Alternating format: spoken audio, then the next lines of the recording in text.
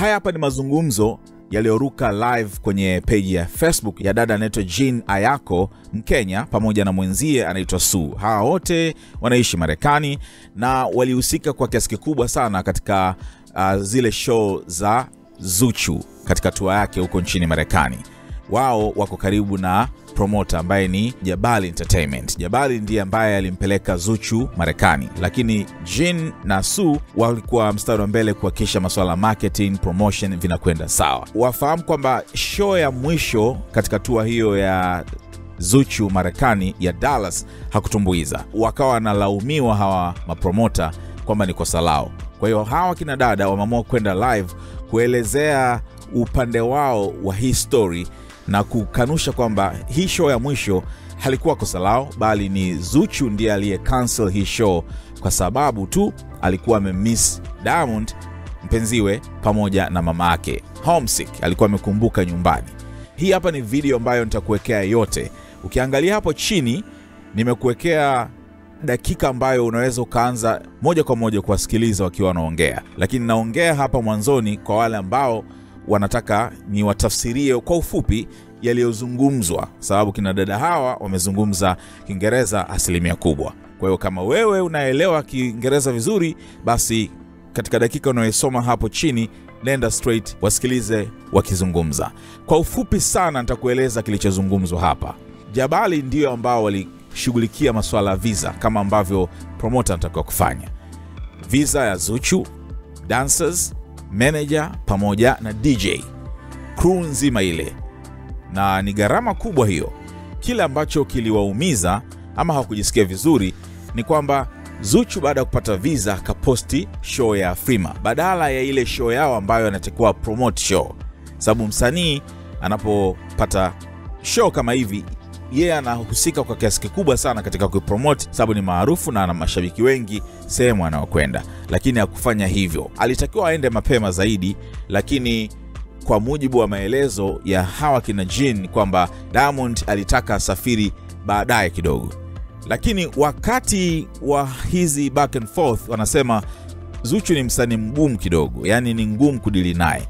Ni kama anajisikia dharau, anawachukulia poa wao na vitu kama hivyo. Wakazungumza sasa kingine kwamba kwanza wamemkatia visa ya miaka 3 ambayo ni kama vile sasa hivi ZUCHU akitaka kwenda Marekani mpaka wao watafutwe ndio labda anaweza kwenda Marekani kwa mujibu wa maelezo yao.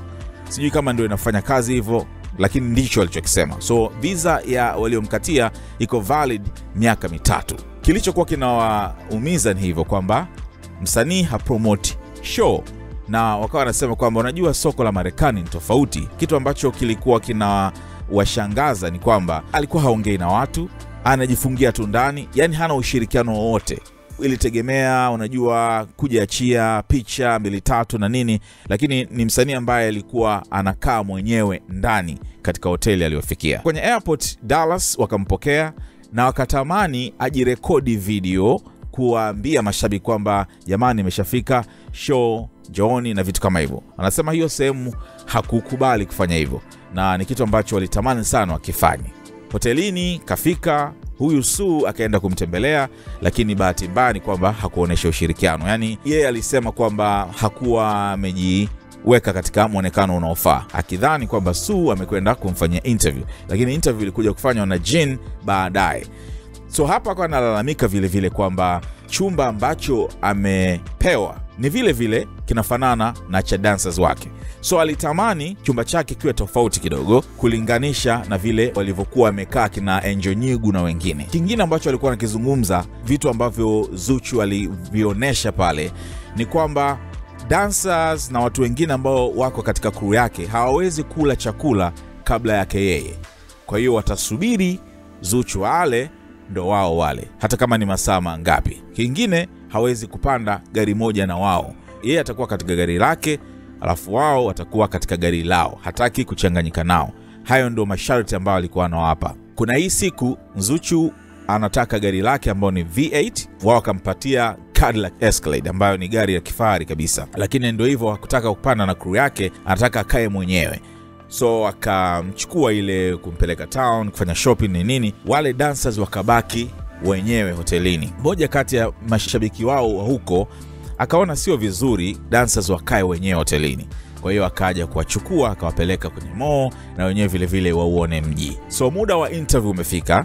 Doris ambaye ni manager anawabrief kina Jin na nini, setup ishafanywa pale. Anawaambia maswali ambayo wangependa kuzungumza pale. Akamwambia tutazungumza kuhusu hili, kuhusu lile. Akasema no, hilo swali hapana. Kuhusu Diamond msimuulize kuhusu Tanasha. Yeye anasema kwamba Jin, kuna maswali ambayo wangemuuliza na akajibu, interview ingeenda vizuri na ingewavutia watu wengi kuja katika show. Kwa maswali mengi sana hakutaka aulizwe. Doris huyo ambaye ndo manager na wapanga hapo kabla Zuchu ajaja kwa ajili ya ile interview. Karudi hotelini kwenda kumwambia msanii wake sasa muda wa interview umefika, akashuka. So Zuchu anafika, wanasema alikuwa na hasira, yani unamwona sura yake ni kama vile amelazimishwa au nini, yani kama tayari anajilinda na maswali ambayo watamuuliza ambayo pengine yanaweza asiwe rafiki. Interview Jin anasema haikuwa nzuri kwa sababu maswali mengi hakutaka aulizwe, lakini vile vile hata namna alivyokuwa anajibu, alikuwa anajibu kwa attitude. Ilikuwa ni awkward interview. Anasema yeye mwenyewe ilikuwa ni interview mbaya kabisa ambayo amewahi kuifanya katika maisha yake. Ameshafanya na watu wengi, na huyu Jin ni daktari, ni mtu mwenye pesa zake na nini. Kwa hiyo anasema walivyokuwa wanamchukulia Jin, yani kama vile ni mtu fulani ambaye hana lolote. Lakini Su anamwambia angejua huyu ambaye alikuwa anaongea naye ni daktari na pesa zake, asingekuwa anamjibu hivi, kwamba ana pesa pengine kumzidi hata Zuchu, kwa mujibu wa maelezo ya Su. Interview haikuwa nzuri, kwa hiyo hakuifurahia. Alikuwa anatamani iishe. Pale kukaa kuna kama chemistry zimekataana pale. Hakuwa kuna maelewano mazuri. So hiyo ilimkata kabisa. Jin alitamani hata asije katika ile show. Nakumbuka kwamba Jin na Su ni watu wa muhimu sana katika uandaaji wa show hii ya Zuchu, matua hii ya Zuchu. Kwa hiyo hiki kidogo kiliwakera. Katika maelezo hapo katikati, wakati wanaeleza, wanasema kwanza vile vile watu ambao walilipa tiketi halafu hawakuja katika show ya Houston walikuwa wanafika 120. Kwa hiyo sio kwamba tiketi hazikununuliwa. Kuna kundi kubwa sana la watu ambao hawakwenda kwenye show ya Zuchu kwa sababu zao binafsi, lakini walikuwa wameshanunua tiketi za $50, $60. Wanasema kwamba Marekani watu ndio wako hivyo. Yani wanaweza kuacha tu hiyo, hawajali kwa sababu kwao hii ni pesa ndogo sana. Kwa pale wanaeleza kwamba Zuchu kidogo aliwaletea pose nyingi pale. So kwenye sound check wakaenda pale, lakini Zuchu hakutaka watu wachukue video ama wapige picha, akihofia kwamba wataposti alafu waseme labda ndio show ilivyokuwa. Lakini wakanamwambia hao wote wamelipa, lakini pia hata kama wakifanya hivyo watasema kwamba hii ilikuwa ni sound check. Lakini Zuchu na crew yake hawakutaka hilo lifanyike. Usiku wa show, huyu Jin na Su wakakutana na uhalisia ambao ndio huu tunaojua. Wao wanasema watu walioingia katika ile show walikuwa kama 78. Sasa kiukweli hii kitu walimuona kabisa kwamba imemnyongonyeza Zuchu, na walimshuhudia vile vile kama alivyosema alijifungia ndani akilia. Walimshuhudia na anasema alilia sana. Kampigia simu mama yake anakaa anampa moyo, anamwambia sio wakati wote utafanya show na watu watajaa. Unaona? Kwa hiyo ni kweli kama alivyoandika katika ile Insta story, alilia sana. Lakini hii hapa wao walisema imemnyenyekeza, sababu ile attitude iliyokuwa inaonyesha kwamba ni msanii fulani amefanikiwa na dharau. Wakawa wanatoa mfano, mbona kina Beyonce na wasanii wengine au wengine walioenda, wakamtaja paka Alikiba vile vile, hata Diamond mwenyewe, kwamba ni watu wako humble sana. Kwa nini yeye alikuwa analeta maringo kama hayo? Kwa hiyo hii show ya Houston ikawa imemhambo. Well, so shows zingine zikafuatia, zilifanya vizuri zile mbili. Ile ya mwisho ambayo ya Dallas ndo hii ambayo alicancel kwa sababu alimmiss baby wake, lakini pia alimmiss mama yake, alikumbuka nyumbani. Kwa hiyo akacancel kurudi Tanzania. Lakini vile vile wakasema hata zile show mbili za Kenya ambazo ametangaza kwamba zimekanceliwa hivi karibuni, na zenyewe alisitisha yeye mwenyewe, hakutaka kwenda kwa sababu zake binafsi. Sio wao Jabal Entertainment ambao nadhani ndio wale waliompeleka Marekani, hawakuhusika katika kuahirishwa ama kusitishwa kwa show hizi. Wameeleza vile vile kuhusiana na gharama aliyolipwa kwa kila show. Amelipwa dola 15,000. Kingine wakawa wanasema kwamba wakati katika kumzungusha kule waligundua kwamba Zuchu ni kama vile anamfuatilia sana Tanasha. Unaona kwa sababu walikuwa wanaona anaangalia sana picha za Tanasha na vitu kama hivyo. Kwa hiyo hicho ni kitu ambacho walikigundua vile vile. Pamoja na vitu vingi sana ambavyo wamesema ambavyo siwezi visema vyote. So kwa wewe ambaye unataka kusikia vyote alivyosema, video ipo hapa, video nzima, nenda katazama. Lakini kwa ufupi hiki ndicho ambacho wamekisema. Kwa kufupisha kabisa ni kwamba Zuchu wanamchukulia kama ni diva, ni mtu anajisikia na ambaye kwa attitude hii wanasema kama akiendelea basi hawezi kufika mbali, kwa sababu hata wasanii wakubwa waliofanikiwa ni wachache sana wana attitude kama hii. Lakini yeye ameonekana kuwa ni mtu ambaye anadharau, anajisikia, hana ushirikiano, haoneshi love kwa mashabiki na vitu kama hivyo, kama ambavyo wasanii wengine huonesha. Haya ni maneno yao. Huu ni upande wao wa hii story. Zuchu pengine naye anaweza kawa na malalamiko yake, kwa sababu katika hizi story za hivi lazima huyu ana lake na huyu ana lake, alafu kuna ule ukweli.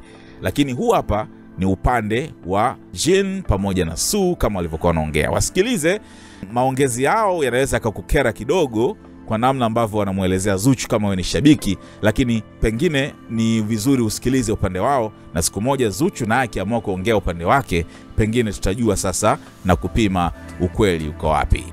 Where do we start, Sue? Should I start with the airport or should I start with where do we start? Go ahead. Start with the airport because you were there at that time. So start with the airport. First, start with the promoters. Actually, promoters, they did a good job. They did an amazing job. Amazing job. So remember, Jabali Entertainment is the same. Is the same entertainment company that brought Samido the first time. Right. And the Samido's tour was 11 shows. All of them were sold out. It went very well. The interview I did with Samido was one of my best that I've ever done. I mean, compared to the one I did with Millie Mabona, but that was nice. He's very humble, very nice. So this is what happened. This is the background story because I've been there from the beginning. Right. Zuchu got her visa. The same day she was going to the embassy, we were awake, waiting for her to go to the embassy, praying for her to get the visa, right? The moment she got the visa, she posted a Afrima. She did not post her US tour. That was number one breach of contract that she did. But Jabali let it go. During this time, because it took her about 2 weeks to come after that, after she got the visa, because the president of Wasafi, Diamond, said, no, you can't travel right now. You have to wait, okay? Because somebody else from Wasafi was also going to the embassy, and this person didn't get their visa, but they said they were sick or something like that. I'm not going to say his name out of respect, yeah? They said Zuchu had to wait, yeah, for almost 3 weeks. Remember, Jabali has spent a lot of money in the visa thing because, first of all, the artist wanted her dancers to come with her personal DJ to come with her, and of course, her manager to come with her. That's a lot of money going to the embassy. Right. The moment she got the visa, she posted Afrima. That's a breach of contract. That took away from Dallas because Dallas was supposed to have the first show. Right. So that took away from Dallas. So Jabali had to think quick. And that's why the tour dates kept changing because the artist was very difficult and very hard and very set in her ways. What she wants is what she gets. That's what it was. So she posted Afrima. People thought she was coming. The visa was filed by the Afrima people, which is not correct. Yeah? It was Jabali visa. Right. Actually, that visa says Jabali Entertainment. She's Jabali employee for the next 3 years. Right. So whoever needs to work with Zuchu actually needs to go through Jabali Entertainment if she ever comes back. So that was the number one breach of contract. She was not posting about her tour. She was being begged and canoodled in order to even put just one poster up there. Why? Because Aliona, she's a big artist, the number one artist in Africa right now, rightfully so, though. That is the truth, though. Going by YouTube, yeah? Rightfully so. But the American market does not care who you are in Africa. You have to humble yourself. You have to be. You see what Nameless does? That's why Nameless has successful shows years later because of his humility. Right. Nameless is the kind of person who does not even mind ukimbeba, yeah, with my Mercedes or my Chevy or whatever. Right. Very humble. He will not cause drama. He will take pictures with the fans. He will walk around tables laughing with people, shaking hands. But then you have an artist who will not talk to fans, and fans are bashing us for that. How do you fix that? How do you fix that? Zuchu hataki kuongea na watu. Hiyo ni ukweli. She refused. She was locking herself in her room. She was refusing to come out to meet the fans. She was talking so bad and so little to her band, her group. Not taking pictures, refusing, people down, looking at you like, yeah, like you're shit. You're like you're so small. Yeah. So now back to the airport. Finally, I kept telling Jabali, you know, we're marketing this thing. You have to push the artist to post because people are wondering, is she coming or is she not? Yeah. So finally, she started posting. I believe that was a day before she left. She was being told, okay, when you're at the airport, take a picture. Let your fans see that you're coming to America. She refused. She refused that too, right? So and finally, she didn't even, and let me cut you. She didn't even put a little video. No. You know where the artists come at the airport and they take a little video. Hey guys, I'm in Houston, Texas. We're gonna meet on Friday. No, she refused. Alikata. She refused. Yeah. She knows. She's the one who knows it all. Right. Yeah? Okay. So when she got to the airport, I'm there with Jabali Entertainment waiting for her. Then she landed and I saw them go to baggage claim. They looked lost. So I ran after them and tapped her and say, hi, Zuchu. We're here with Jabali Entertainment to get you. And that's the first time I saw Zuchu smile. And I believe that's the last time I saw her smile. She was so happy. I think she was just relieved. Umeland America.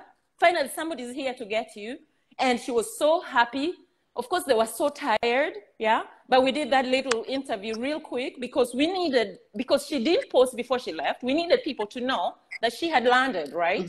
So we did that little interview at the airport and then waited for the vehicles. Then she went to her hotel. I went home because I only had like 2 hours of sleep and I had to go to work, yeah? So that's what it was up to the airport, Sue. So I'm going to let you talk about something else. Wow. Anyway, me, I came there. So wait. Someone is saying, who compare dildo atulie? But Sue offered her dildo. I saw it. Like I was so, my face turned red. I did. Nilimletea mpaka dildo. I did. Nilimletea. I told her to use that dildo so that she can, you know, not miss Diamond so much. I mean, she was refusing to say that. She refused to say that she was dating Diamond. When you she is dating Diamond, by the way. Nah. And she confirmed later that she's dating Diamond. So yes, guys, if you want to know, Diamond and Zuchu are dating. Okay, thank you. Yeah. So we'll go to the interview part. So anyway, I went there on Thursday, and she was at the mall. Yes. So she came in, and I said, "Hi, Zuchu," and she said, "Oh, hi." And she was hiding her face, and I said, "Why are you hiding your face?" And she said, "Oh my God, because I want to shower." Because she thought that I'm the interviewer, like you. So I said, "No, I'm not interviewing you. I'm not showing you on the camera or anything. I just wanted to introduce myself to you." And as she said, "Okay, nice meeting you," she went upstairs. She thought she is the shit, guys. She thought she is the shit. She thought because she was dating Diamond, I'm a fika. Yeah. Yes. And people are going to bow down to her. Celebrity, you're dating. And I told her, let me tell you something. America will surprise you. It will humble you. It will humble America you. will surprise you. Anyway, so she went upstairs and she took a shower. I never saw her again. She never came to eat. She told her manager to bring food to her in her room, all the drinks in her room and everything in her room. And then she was complaining about the room she was in. She was like, "Oh my God, I can't have the same room the same size with my dancers. It can happen. Yeah, she said, how dare her dancers have the same room as her? Yeah. So wait a minute, Sue, before you proceed, and I'm sorry to interrupt. You want Jabali to book you a good room and book your crew bad rooms because you're Zuchu. Hey! Yeah. No. Yeah, me and Sue suffered, guys. You guys don't know. We couldn't talk yet. But we said, ikitu ikiisha, we shall talk about it. Yeah. We have to say our side of the story because I saw people writing things how Jean and Sue did a bad job marketing. How do you market somebody who does not want to be marketed? How? Somebody who thinks, by the way, guys. Go ahead. And then sorry. I didn't see her on Thursday. On Friday came and she was supposed to be interviewed at 10. I mean, at 9. She didn't come out. She didn't come out. She sent her own manager. She sent her manager who... She was quick. That song. Quick. And then I asked the manager. She came downstairs before they met with Jeans. I asked the manager, why are you behaving like this? And she said, no, I'm the manager and I have to, Zoo should tell me what to say. And I was like, how much do you get paid? And she said $400 a month. She gets paid $400 a month. $400 a month. But standard America uku. Exactly. And I looked at her and I said, is that why you're behaving like this? And she was like, no, si behave vibaya, mimi nimetumwa. Artist ndiye amenituma. So anyway, she didn't show up until the manager 1 p.m. So 1 p.m. the manager. She came downstairs to talk to So me. before I even go to the manager, Zuchu's crew cannot eat before she eats. Yeah. So even if she wakes up at 1 p.m., yeah, these people will be starving in their rooms until Zuchu is ready to eat. What kind of bullshit is this? Yeah. They can't go shopping in They can't go shopping in one car because who are you? Nyinyi mkae kwa hiyo gari ingine or whatever. Remember when she left them? She left them. Yeah, she left the dancers. She left the dancers. She was ready and she told Tabitha, let's go, the driver now. Let's go. Let's go. I can't wait for these people. And Tabitha was like, what about the dancers? No. Just watch it. And then she went with the manager, and the dancers were left in the building, in the hotel by themselves. Some guy. He's a fan. He's a fan actually. Ideally, it's not a boyfriend. It's a fan. It's a fan. Yeah. Brought them to the mall. The fan. Hey, come take us to the mall. I don't know where the mall is and whatever. And now that guy came in and took them to the mall. We didn't even know they went to the mall. She couldn't ride in one ride. One. And then when she got there, she asked for she asked for what do we call it? Range Rover. And Range Rover and what else?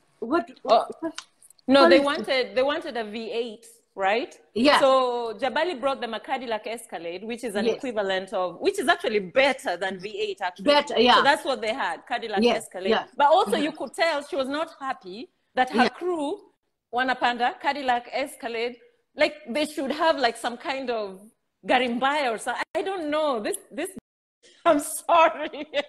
I'm sorry I said the B word, guys, but it was, I've never seen anything like that. No, seriously, I've never seen such a toxic human being. And then akona pride inafika hapa, then unamwangalia and you're like, okay, I was about to say something. Let me bite my tongue. Let me tell you something. Because she was not putting on makeup. She didn't want people to put their camera on her until she put on makeup. And she was up downstairs. And when she came downstairs, she'll come and tell the manager, hey, I want coffee, I want this eggs, I want 29. I want this and this and this, and bring it to my room. And she'll go back to the room. Yeah. Hamumuoni. Amuoni, aongei na watu, kiburi mpaka uko level grade 100. I've never seen that kind of attitude. Even Beyonce is not like that.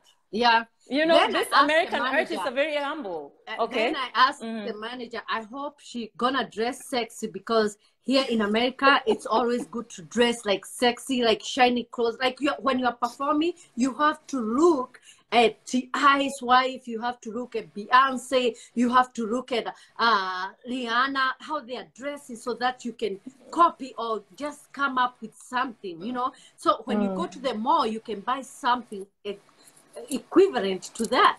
And she was like, now, mshono wake mwenye anamshonea nyumbani amemshonea nguo poa. Mimi kumuona na baika daungire, nikasema, oh my God. Anyways, when the manager came for the interview, Sue is gonna kill me. It's better to tell them the truth. They have been calling me promoters and Gina Ayacko.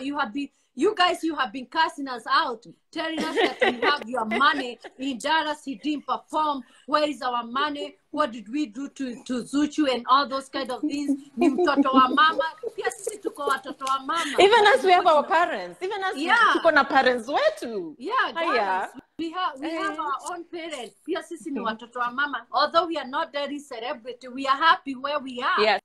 Sue, let me interrupt you real quick. Somebody's saying Zuchu is an introvert. No, introverts are not vicious, by the way. Introverts are not unkind.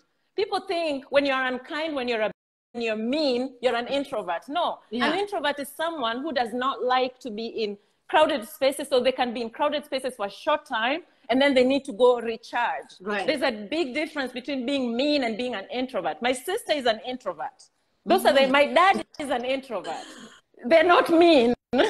Thank you. Okay, go ahead, Sue. Akiwa kwa hoteli alikuwa na teddy bear. So nikamuuliza, ni nani huyu kwi? Why you carrying that teddy bear all over hotel? Unakari teddy bear. You're 29 years old. Na unakari teddy bear. Yani ilianza, mi kwanza nilichukiwa the first day. Teddy bear, when she showed me what she's wearing, a biker, and I was like, no. So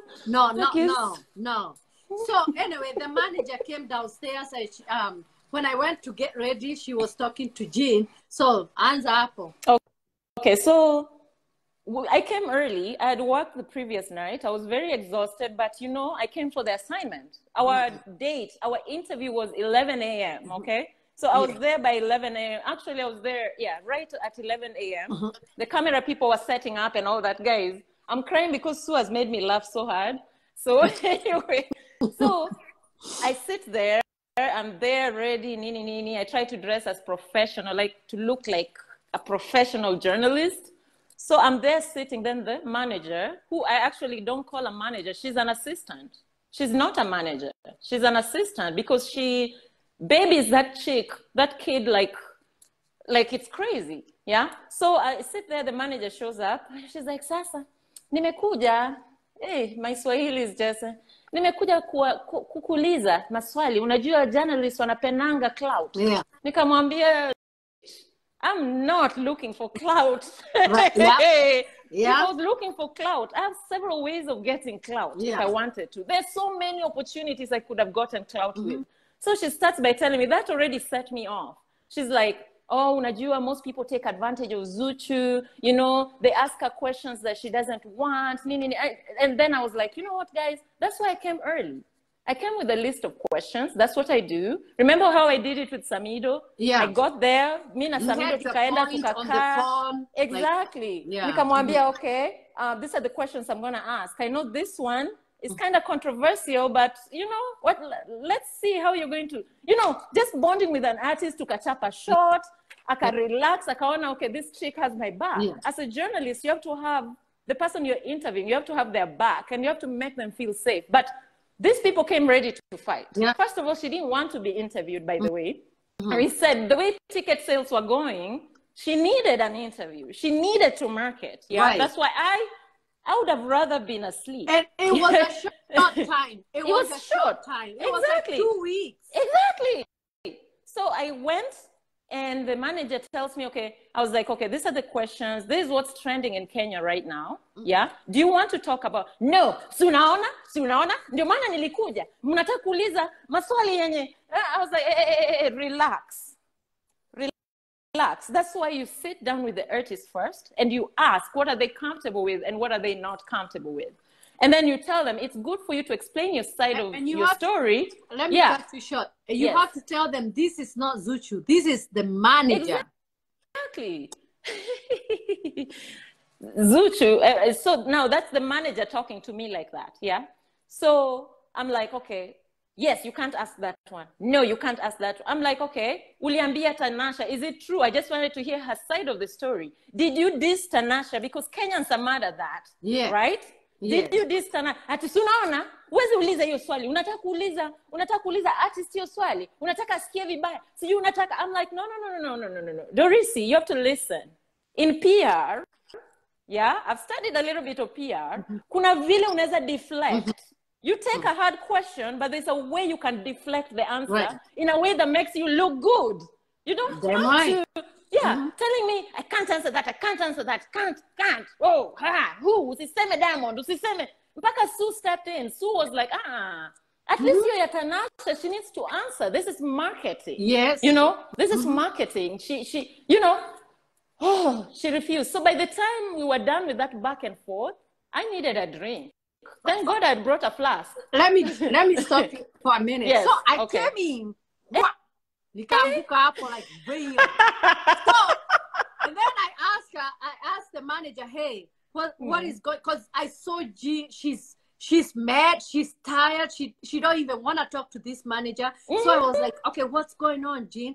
And then she started talking to me. The manager started talking to me. Sitaki aulize maswali za Diamond. And I said, oh my God, that's the first question. Watu wanagojea sana. Yeah, exactly. People are waiting to know whether you are dating Diamond or not. Watakam kwa show yako ama hawatakam. Because America, and I told her so many times that America can surprise you. Huku watu nafanya kazi. Huku watu wana.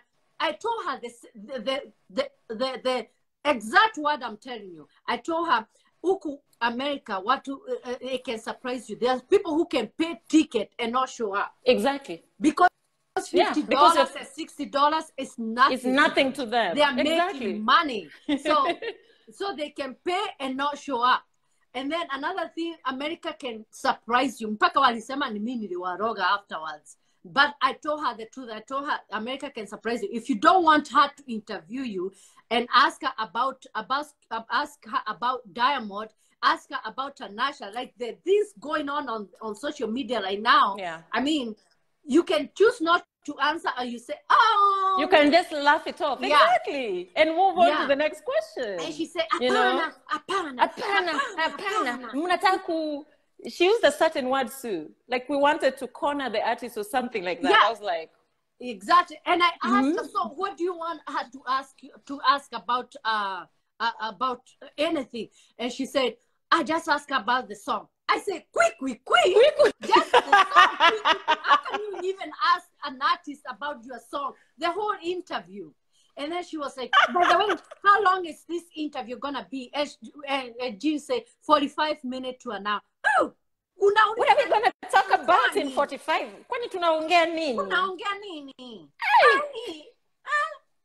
20 minutes inafanya huwa anasema 20 minutes nafanya huwa wakiwa Wasafi TV. They do even 3 hours of interview. Exactly. And I think because these people who interview them in Wasafi, they're scared of Diamond, so they cannot ask some of the questions or something. So, hey, tunafanya nini? Unajua mimi 30 minutes zimetosha. And then I told her, okay, we're going to ask about Diamond, we're going to ask about Tanasha, we're going to ask about your music, we're going to ask about other artists. And she said, no, you cannot ask me about Diamond. And then said, and then kila mtu sasa mimi na Jean tuko hapa tunaulizana. I mean, what are we gonna do? Because this is not an interview. Yes. This is it's not an interview. What are we gonna do? We were there just stranded, guys.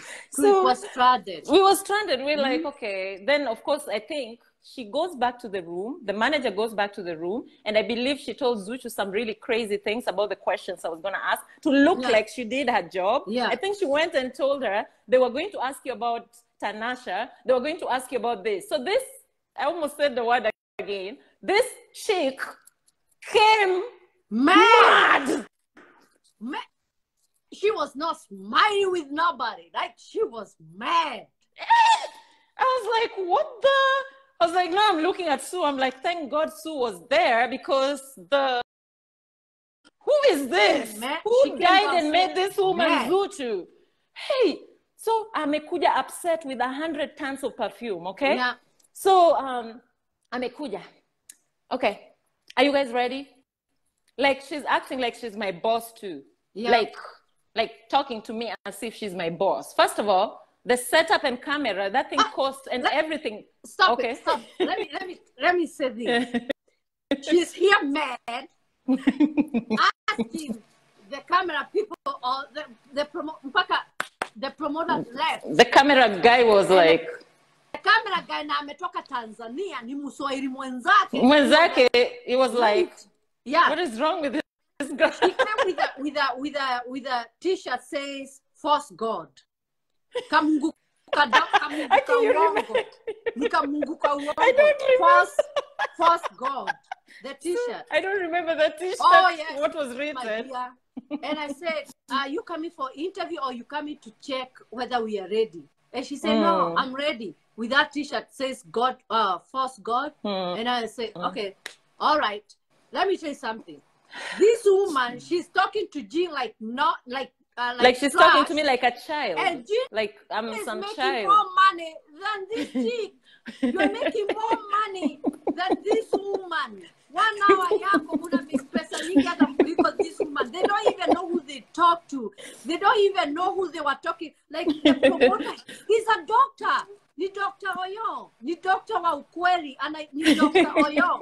He's making tons of money. Lakini hakaelewi kanaongea na nani. That's why I always say, you guys, hakuna haja ya kuongea na mtu vibaya, because you don't know what kind of a person you are talking. You are talking, you know, to, yeah. So anyways, so somebody's saying ati maswali mengine siwezi jibu hata kama ni interview, because you're not an artist, you're not a superstar. Yeah. Those are questions we ask superstars and artists. Yeah. They're asked every time. Even Diamond does very good interviews. When he's asked about his relationship, at a smile coyly and move on and slide and move on. Right. He knows PR. But huyu alikuja, she looks like she's about to slap somebody and then we are here waiting, because you have to sit down with the artist, mubond kidogo, to go over the questions. And she's there telling the manager, I need shavers for my legs after this interview. I need to shave my legs. I'm like, what? Where did that come from? Yeah. So I've lost my train of thought, because I'm seeing a comment that I don't want to. I don't even want to read. But anyway, me, I don't even read. Don't read the comments until we are done. Yeah, so anyway, I will read later. She came downstairs and she said, "Are you ready?" And then Jean said, "Yeah, I'm ready." And she said, "How long is the interview?" Then I said 30 minutes. Yes. Because remember that time I had said 45 to an hour, and Dorisi was like, that is too long. So I said 30 minutes, because we cut out a lot of questions, right? What are we going to talk about in 30 minutes? She said the same thing. And meanwhile, she's on her phone. She's not even looking at people. She's just, no, guys. I know mnataka kusema hiyo ni kuwa introvert. That's not being an introvert. That's being a mean girl. She's a mean girl. That's what she is. And I believe, now after that interview, I believe the things she said about Tanasha, because I was giving her benefit of doubt. I thought the media might twist what you say into something else. Right. After my interaction with her, I totally believe she said those things about Tanasha. Right. And then, so me, I can't do interviews without reading questions. I don't know. I'm going to try my best not to read. Yeah, I'm going to try my best not to read interviews. So during the interview, remember the way you're trying to laugh and bond with an artist, anakuambia, I was not finished. I'm like, mtoto, does she know who I am? Yani saa zingine It's just that America does not allow violence. But saa zingine, I see how somebody can slap an artist and leave the stage and go where they are. But, you know, I don't want to be in jail. I don't want to mess up with my professional license. But that interview was the most awkward. It was, to me, the worst interview I've ever done in my life. Yeah? The sound, she was not talking loud. And then when the camera person went and told her, she did not even listen. She just looked at him like, and then continued. I was on the other side. You were there. In my live video, and I was like, doing her like this. And she won't even look at me. She won't even look at Jean Ayacko eye to eye. Nope. I don't know what she was looking at until I told the cameraman, hey, can you go tell her to raise her voice? Yeah. And she didn't even She did change, not guys. even That's why change. your interview was bogus. Yeah. It was so bad. She was not even talking. She was not talking. And like she was talking to herself. Like, ukimwambia something like, are you better than whoever? Or she's better than... Oh! She'll shout on that. Don't! You wanna shout. Don't ever disrespect Yemi Alade. Okay, guys. First of all, one of my favorite artists in Africa is Yemi Alade and Tiwa Savage. Yemi came to Houston, the same hall that had what, 50 people or 100? I don't know. It was, yeah. Yemi filled that hall. And Yemi took pictures. Yeah, it was 78 people because that's what was on the list. And of course, some of them didn't even show up. Yeah. But do you know how, let me cut you a little bit. Do you know how many people paid the ticket and they didn't show up? A lot of people. It was 120. 120 people paid and they didn't show up. I think that interview, there was just like... show up, man. Yes. Yeah. So... Somebody say, ati tuambieni atalivaa nini kwa waki woi. But you said those things. You said... Hold on. So anyway, during the interview, I wanted it to end. Have you ever wanted an interview to end so fast because you're not enjoying it? Yeah. You're not yourself. You're beating about the bush. It's like you're not going straight to the point. Yeah. So I remember my sister calling me immediately after the interview. I told Sue, I'm out. This place is toxic. I'm going home. Guys, I am not, and I might not even show up today. Remember, you didn't even tell them about the interview. At the middle of the interview, she asked ZUCHU, who do you want to sing with? I mean, who do you want to collab with? And she said a couple of people. And then she was taking too long to answer the question. She answered like 3 people. And then Jean went to the next question and she said, hey, I'm not done. No, I'm not done. I'm not done to say all the people I would like to. And I was like, hey, you're on the interview. You're live. This is not the right place, the right time. Yeah. And then after she was done, she didn't even want to take pictures with us. With so she wanted to take pictures with the camera guy. Yeah. Yes. Then for me, I was like, I don't even want this. But then now she was open to taking pictures. Then I was like, you know what? Let me take a picture. That picture, I've never posted it, by the way. Me neither. Because I was smiling a fake smile. Like, I just wanted to be out of there. Nilikuwa nataka tu nitoke. Like, I was just like, yeah, this chick, so she's a lot. We didn't take pictures with her. We took pictures with her. But we couldn't post because she was like, she didn't want to take pictures with us in the first go. She didn't want to take pictures with anybody. She didn't want to talk to anybody. She went outside. After the interview, she went outside with the manager, taking pictures outside. She didn't want to take pictures with everybody who was there. And Sue wanted to do a TikTok with her to help with the marketing. And she refused. No. She said no.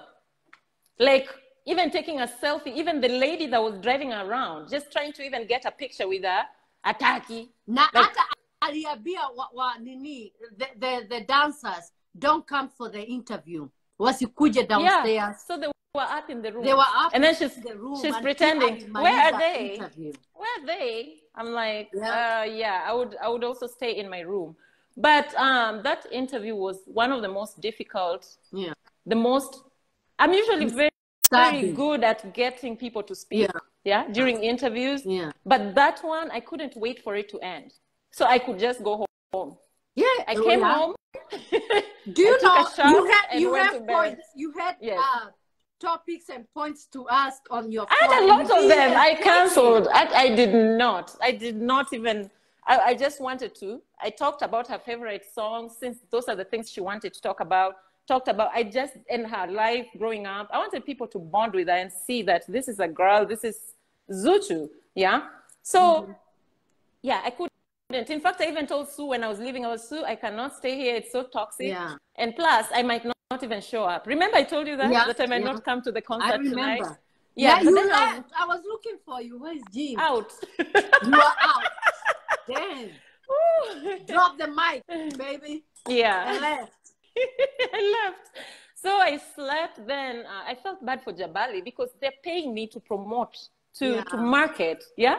So I was gonna. Let me cut you short. Yes. That was the second time the Jabali paid the photographer. Yes, because she canceled the day before. She said she's sleepy. She don't want to come downstairs. So they had to pay the second time. Imagine. Time. Yeah. So basically, Jabali Entertainment lost a lot of money from the things that she was just doing, picking, choosing, canceling this, taki hii, want this, nini. Oh, I mean, it was just one thing after the other. Yani, it was just a pit where money was just draining. And the thing is, she doesn't care. She doesn't even apologize. No. She's just wherever. So the other thing, Sue, I wanted to talk about. Okay, so I came home. Then at night, so we went to the, I went to the concert hall at around 11 because nilisha rest. Then I contemplated. Then I was like, you know what? I went to sleep. Me too, I had slept. So I woke up at 10. Then I was like, do I really want to go? And then it was very cold that night. Very cold. Yeah. Yeah, so I was like, should I go? Should I not? Should I? Then I went. I get there, shock on me. I was like, America will surprise you.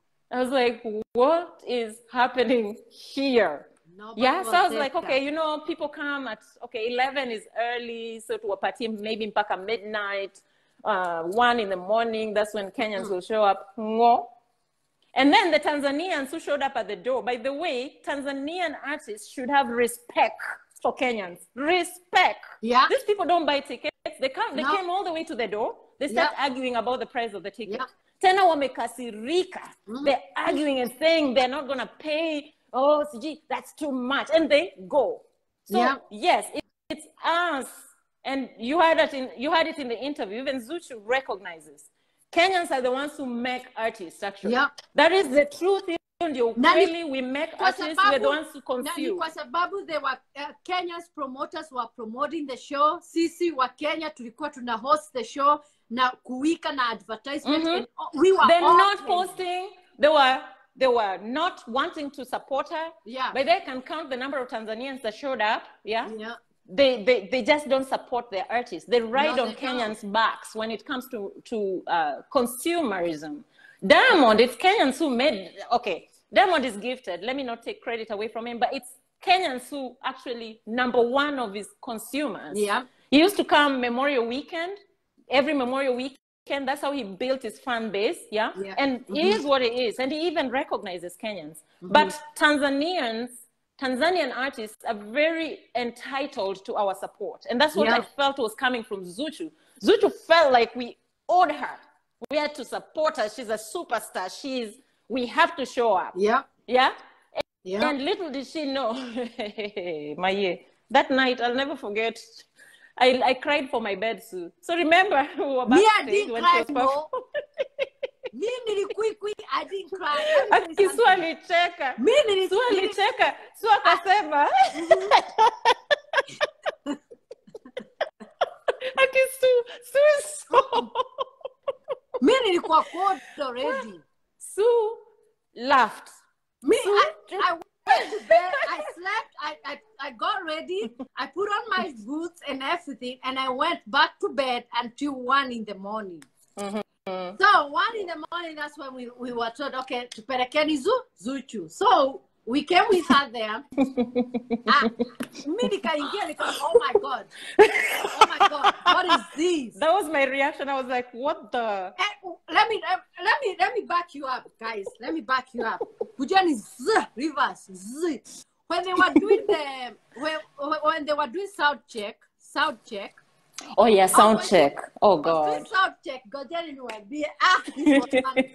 she took the microphone and she and her three girls were down there and she was telling them, "Hello guys, I love you. I love you so much. I cannot. I love you. You're sweet." And they were saying hi and they were like this and they were like this and they were, "Oh my God, I love you." And then she said, and then the manager said, "Are those people who are taking," because there were teenagers there who are underage, and the only time they can see her it's before the sound check because they cannot come at night. So there were teenagers there. They really wanted pictures with ZUCHU and stuff. And she told the manager when came to me and told me, "Hey, wale wanachukua picha pale, sitaki wachukue kwa sababu itaonekana ni kama empty hall." Nikawambia, this is sound check. Wakichukua wataenda waseme it's sound check. Fenyo every artist huwa anakuja nini sound check, right? So she said, "When you wanachukua picha, wachani kuchukua picha because asijaanza." And I was like, so what she told me to go tell them, and I told them, "Hey, ni poa sana." I told them, "Chukueni picha hata video mkitaka. Just take pictures." Na muandike hapo, it's sound check. Mi sikuambia wasichukue picha. Why should I tell someone to stop taking a picture? Surely, in America, the land of the free, home of the brave. Mtu drive 2 hours. 2 hours. Kuna teenagers wamedrive kutoka San Antonio. Wakuja wamuone akifanya sound check because they cannot come at night. Na unaniambia wasichukue picha. Seriously. Imagine. No, you can't be like that. No, that's mean. She was so mean. Like, Doris is there, the manager, walking around telling people, they should not be there. In fact, even Jabari was like, no. You know, people forget one thing. Yeah, this is America. The land of the free. Yeah. Home of the brave. Here, you don't dictate to people where they can put their cell phone or what they can do and with their phone and away. Don't take pictures. Don't take pictures. Don't. Who do you think you are? No. So me, do that. Thank God. After that disastrous interview, I did not want to even go to sound check. I just wanted to go lay my head down and rest because I'd had a long night at work. I'd had a long day. I just wanted to rest. So you sound check drama ilinichekesha Sue when you told me later. Yeah, sound check walisema kabisa ati stop taking pictures. Watu watasema ni empty. Na kwa bili shida empty mpaka asubuhi. Mpaka hiyo asubuhi hiyo walikuwa nasema wacha kuchukua picha kwa sababu ni empty. Ili shida empty. Mpaka asubuhi. And I was like, okay, you cannot do that. And then, after she was done with the sound check, so people wanted to take a picture.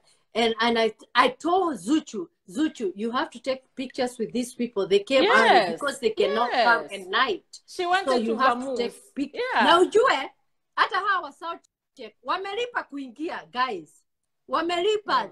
They have paid. They bought tickets. Yeah, the whole ticket, but they cannot come at night because they are underage. So she don't want to take pictures. No, staki sijaditayarisha. And I said, oh my God, you need to. Alichukua picha na watu kama watatu. And then she started taking picture kwa hiyo hall. Sijui mbona hakupost. Hall ilikuwa kubwa, ilikuwa empty. Mpaka ukifanya, Echo. The hall was so big. Mimi nilikuwa ninafikiria itajaa because in time of Samido.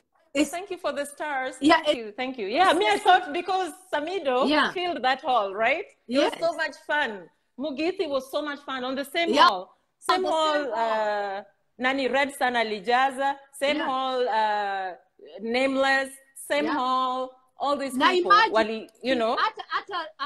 Harmonize. Harmonize siku ya nini, ya Memorial Weekend. Pia ilikuwa nusu but alijaza kidogo. Yes. I mean, Harmonize alistruggle kidogo. Ya kui ilikuwa guy, ili surprise lakini mimi sikulia, mimi sikukui. Nilikataa. Yeah. So there's something I want to say. Oh yeah, to take you back to that interview. Remember, she told us rather. She was like, I don't do interviews before shows. Yeah. Remember that comment? Sasa imagine akakataa kufanya alafu aende aone empty hall. Quick nakwambia hakuna interview. By the way, she came out of she went on stage and akaiba one song and then she started crying. She started mpaka I was like, hey, mtu ampatie a box of, tissue, man, because that was I felt bad, but Sue was like, apana Jean, why are you feeling bad? Yeah. Why are you feeling bad, Jean? I was like, I kind of felt it. Me, when someone cries, by the way, I always kuna kitu but then I was like, I hope this is a learning point for her for the next show in Seattle. Nilimwambia Jean sitalia, but hiyo ikamhabu. Humble her. I calm down like paka alinyenyekea akapiga picha backstage. Yeah. She took pictures. I was shocked. Yeah. Yeah. And then when she got in the car,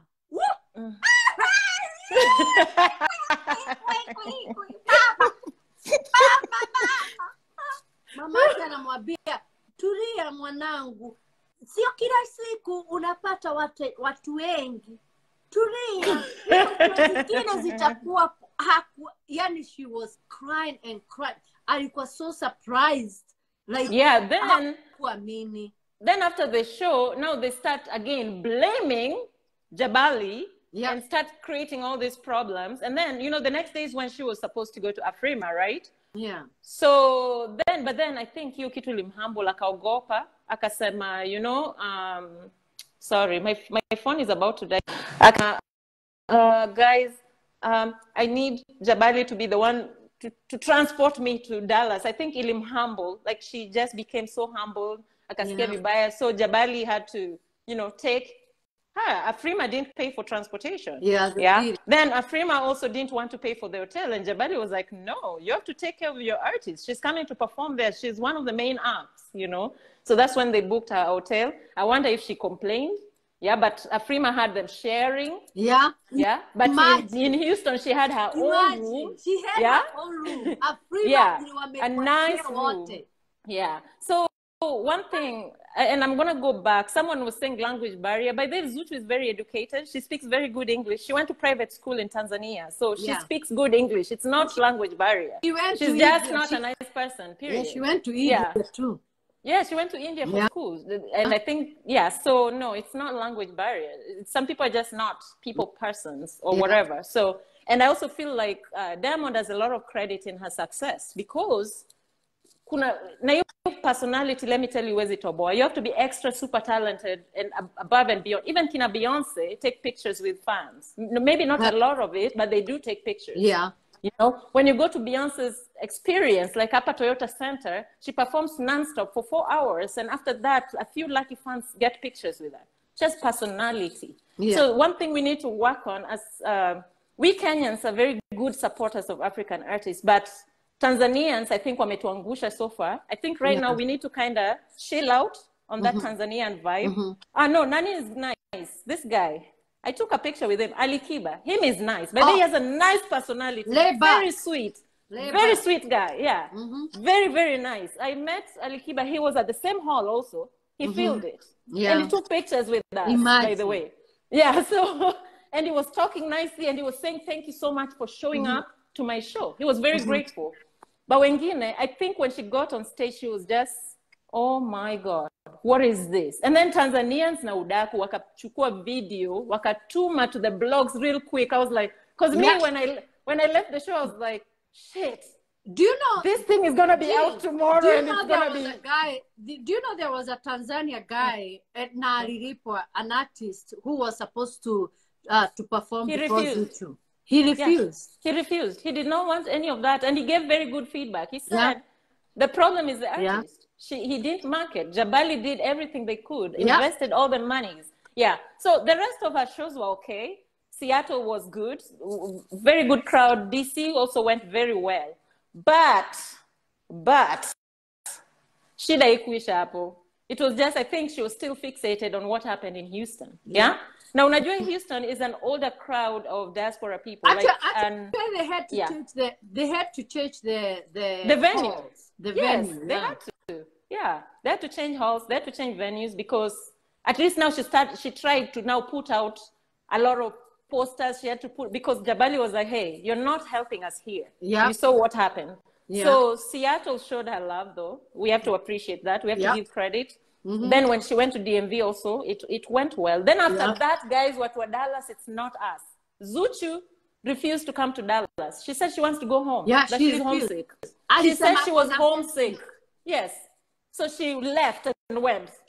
What was it supposed to be? To tie her? That was another breach of contract right there. She refused. She said she wants to go home. She misses her mom. She misses her boo. She wants to go home. And she started crying. And she started, exactly. Now, what are you supposed to do? So, of course, Jabali had to book.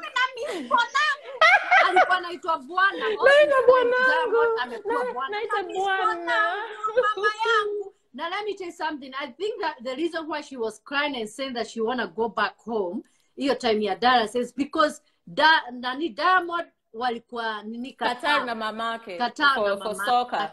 So she had FOMO. Sasa mtu anaacha pesa, guys. Seriously, what kind of an artist is this? Unaacha pesa. Pesa, unaenda kwi. Unaenda kukui. She refused. She says she's homesick and she want to go home right away. And she told Jabali, Jabali wametumia pesa nyingi. She told Jabali, I want you to change my ticket right away. Now do it right now. First class. And she has to take business class. Yeah. So imagine Jabali had to get her a ticket and get her. And on top of that, during the final SWOT analysis where they sat down to see, okay, what could have happened, the manager had the audacity to say at Seattle, mulieka artist kwa gari ya Toyota. It was a Toyota 4Runner and a 2022 Toyota 4Runner. Mulieka artist kwa gari ndogo because they became accustomed to the Cadillac Escalade and the Range Rover Sport. Metuweka kwa gari ndogo. She had the audacity to complain, to which she was asked, how much do you make? So how come your lifestyle has suddenly changed into something that you don't have? Yeah. So they started having a list of complaints. Vitu, hakufanya hii, hakufanya. It's like, listen, you're the one who's breaching contract here. You canceled a trip. You booked another show behind our back. One of your crew, I'm not gonna say which one, has booked a show behind our back with our visa. And you have the audacity to list vitu ndogo ndogo, things that don't make sense. Yeah. These people even damaged something at the house they were staying in. Hawakulipa. Walisema tu sorry, oops, sorry. Yeah. Mpaka unashanga kwani hao watu walikuwa wanafanya nini kwa hiyo. Lakini hata hao Jabali walikuwa wamechoka. They were tired. They were so tired. It was like babysitting two grown women 24/7. Babysitting them. Yeah. Yeah. No. Mimi nimesema, dear Kenyans, moving on next year, Prince Indah is coming, hopefully. Let's pray. Yeah, let's just do. I can't wait. Let's do our artists, by the way. Me, I am tired of this. I'm sorry, this is not to sound bad, but let's promote our own artists. And our own artists, even you, we can start listing some of the things you do that are not okay. But Leo, one thing now, no, let me just say something about one of our Kenya artists. I'm not gonna call the name, say anything. Yeah, Wakenya wetu artist. Wakenya. Listen to me very carefully. Na nitasema hii na Kiswahili. Kama umekuja America, there are people who drive 2 hours to 3 hours. Me, I drive 3 hours to come see you. 3 hours. Kwa sababu here in Austin, we don't invite artists or Kenya's artists because we are not a lot of Kenyans hawako huku. So I go to Houston or Dallas and I drive 3 hours to come see you. There are some people who pay the air freight for like $400 to $500 to come see you, and they pay the ticket and they pay the VIP. Hotels. Yes, and they pay the VIP, hotel like a rental cars. Yes, just to come see you. See you. Lakini wakikuja stage, umsukume hivi ni kama ananuka. Umsukume like huyo mtu amelipa ticket, amelipa like $1,000 just to come see you. Amekolleague. Akakuja $1,000 and above kuja kukuona all the way to fly all the way to Dallas to come and see you. Alafu akikuja kwa stage anataka kudance na wewe, unamkimbia, unamfanyia hivi kama ananuka, ni kama amejikojolea ama ananuka. That's not good. Lazima mstop. Na ndio tusione ukiwa mbaya. Abia the security, I do not want anybody on stage. Watakusikia. Sema hutaki mtu hata mmoja kwa stage. I don't want anybody on stage. I just want myself. Lakini song yenye unataka mtu akuje kwa stage, unasema here, come with me on stage. Na tutakusikia. Security there. That's why the securities are there. If you say you don't want anybody on stage, they will not. Same as when Kofi was here, nobody went on stage. Meaning he told them, I don't want people on stage. It works, but don't swear mtu akipanda stage unamsukuma, sijui unamtreat. It's just people have paid money to come see you. It's a big deal in America if someone comes to see you, because in America we get bored so easily. Tunaboeka too, like we'll be like, whatever, been there, done that. So they have used a lot of money. Hata kuliko pesa zenye wanaitisha hapo kwa mlango. They have used a lot of money just to come see you. So be very mindful when it comes to that. Please. Yes. So dear Dallas, it's not our fault. Dallas was cancelled. Mimi, for the first time, I had nothing to say. I was speechless because you're like, how do you even explain an artist getting up and leaving? Anataka kuenda home. Ako homesick. Are you ready to be a superstar if you're getting homesick? People like, I know I talk about Beyonce a lot because I admire her work ethic. If you've seen her documentary, even Rihanna, these people are away from their children and from their homes for 3 months. Then they come back, and they even make a countdown. I miss my kids and my husband. I can't wait to see them. Now, wait, 2 weeks, you're already acting like, oh my God. Don't even have a kid. You're not even married. So no. Miss Bwanako saga. Just unaacha pesa, unaenda kukwikwi, unataka kurudi home. Natadebea. Alafu unalipwa like $15,000 per show. Almost $20,000 per show. Na unaacha show moja ati unarudi home. Some people. Na hata naulizaka hii kitu ya nani Diamond kwani kwaje man. Najiuliza kama mtu anaweza acha money arudi Besha money. Me I live money. Maneo. Money. Vitamin M. Money boost my immune system, one. Money cures all problems. I swear, with money, you are alive if you are sick. Niache. No. Kuna mtu anauliza Zari hata haifikia hiyo. No. No, Zari is way up there. By the way, even Tanasha, by the way, I used to misunderstand Tanasha. No. Tukiwa kwa gari niliona akiscroll picha za Tanasha. Yako threatened huyo. Your ass looks so good. You're so beautiful. Mpaka mwenye anakutamani. Girlfriend. I'm telling you. So, when you walikuwa nauliza the money, you got your money back when you were Dallas, the sio sisi tulikataa, sio promoters walikataa, ni Zuchu yeye mwenyewe alisema hataki ana miss home. She canceled the same one. She's also the one who canceled the Nairobi and Eldoret shows. It's not Jabali Entertainment. Ni yeye tena. Yeye ndiye ali. By the way, so do not be a Jabali because Jabali have treated this chick with VIP.